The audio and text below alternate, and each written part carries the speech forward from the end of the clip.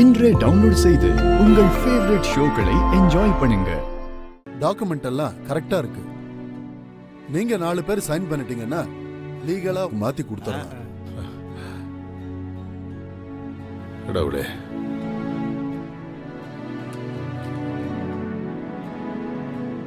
நிறுத்துங்க.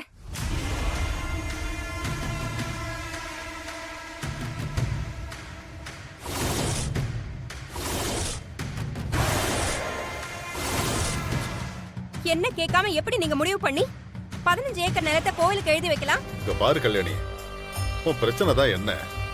எதுக்கு எல்லாரும் கூடி இருக்கிற சபையில இப்படி தாண்டவம் பண்ணிட்டு இருக்க? இவ்வளவு தூரம் வந்ததுக்கு அப்புறம் உன் மனசுல என்ன இருக்கோ அதை அப்படியே சொல்லு. இப்ப சொன்னீங்களே, இது பெரிய மனுஷனுக்கு அழகு. சொல்றேன், என் மனசுல இருக்கிற குறைய சொல்றேன். அது எல்லாத்தையும் கேட்டுட்டு நீங்களே ஒரு நல்ல தீர்ப்பா சொல்லுங்க. அண்ணா, இவ ஒரு ஆளுன்னு இவகிட்ட பேசி நேரத்தை வீணடிக்கணுமா? தப்பு குணசேகரா, என்ன இருந்தாலும் கல்யாணி உன்னுடைய மனைவி, இந்த வீட்டோட மருமக. அதனால கல்யாணியோட உணர்வுக்கு நம்ம மதிப்பு கொடுக்கணும். இப்படி சொல்லு கல்யாணி. இங்க பாருங்க, இன்னைக்கு எனக்கு ஒரு முடிவு தெரிஞ்சே ஆகணும். கோவிலுக்கு 1 ஏக்கர் எழுதி தரலாம், இல்ல கொஞ்சம் பணத்தை கொடுக்கலாம். அதை விட்டுட்டு 15 ஏக்கர் எழுதி கொடுக்க போறேன்னு சொல்றீங்களே. இங்க வர்றவங்க போறவங்களுக்கு எல்லாம் எழுதி கொடுத்துக்கிட்டே போனா நாளைக்கு நம்ம எப்படி வாழ்றது? அதனால இதுக்கு நான் சம்மதிக்கவே மாட்டேன்.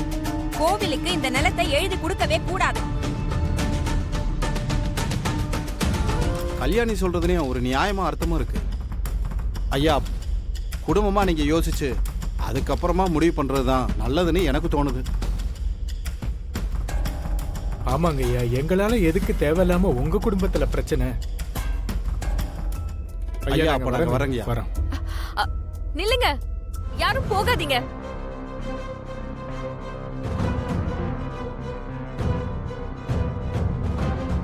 பாத்து நந்தினி.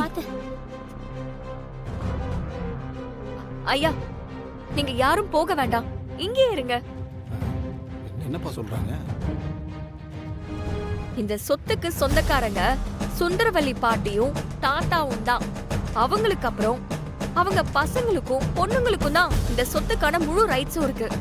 சோ அவங்க எல்லாரும் சேர்ந்து இது யாருக்கு கொடுக்கணும்னு முடிவு பண்ணிட்டாங்களோ அவங்களுக்கு மட்டும்தான் ரைட்ஸ் இருக்கு. வேற யாருக்கும் அதை தட்டி கேட்கறதுக்கு ரைட்ஸே கிடையாது.